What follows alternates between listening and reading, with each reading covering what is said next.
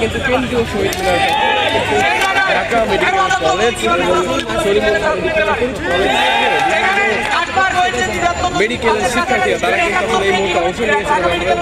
একটু জানিয়ে রাখি আসলে কিন্তু মেডিকেলের যে ভর্তি পরীক্ষা সেই ভর্তি পরীক্ষার ফলাফল কিন্তু প্রকাশ করা হয় এবং এর পরে কিন্তু আসলে শিক্ষার্থীরা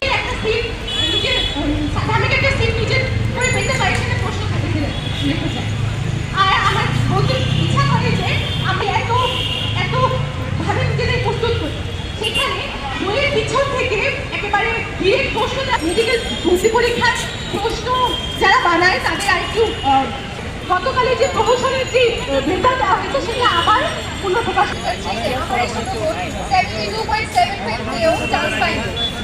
72.75 কেউ চান্স পায় নাই। হচ্ছে কিছু ভুল প্রশ্ন থাকে সেগুলোর আনসার সঠিক আনসার নেয় না। যেমন কোনো প্রশ্নে যদি ভুল থাকে সেই ভুল আনসারই তারা সংশোধন না করে ওই ভুল আনসারই তারা উত্তর হিসেবে নিয়ে নেয়, যেটা খুবই লজ্জাজনক। কারণ আমাদের তো মেধার ভিত্তিতে পরীক্ষা হচ্ছে, এখানে আমরা ভুল একটা আনসার খুশি আমাদের প্রশ্নের আনসার যদি সংশোধন হয় আর আমাদেরকে যাতে 100টা প্রশ্নেরই আনসার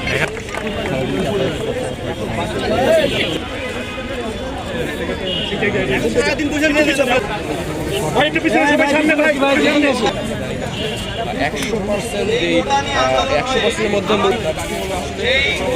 এই 5%-এর মধ্যে যে কোয়ালিটি রয়েছে সেটি আসলে বাতিল করতে হবে এবং উপরোক্ত যে কোয়ালিটি রয়েছে সেটি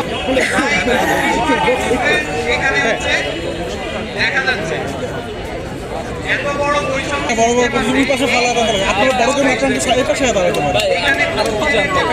আমি সব ক্লিয়ার করলাম।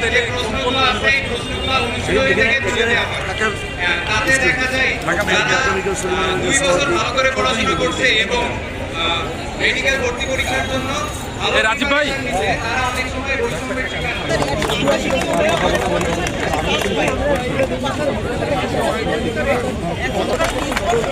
আজকে আমরা মেডিকেল সোসাইটি একসাথে হয়েছি আমাদের দাবি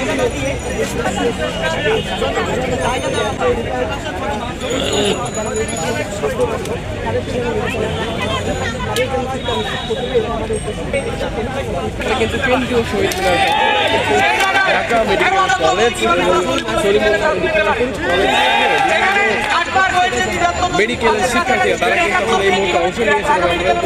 একটু জানিয়ে রাখি আসলে কিন্তু মেডিকেলের যে ভর্তি পরীক্ষা সেই ভর্তি পরীক্ষার ফলাফল কিন্তু প্রকাশ করা হয় এবং এর পরে কিন্তু আসলে শিক্ষার্থীরা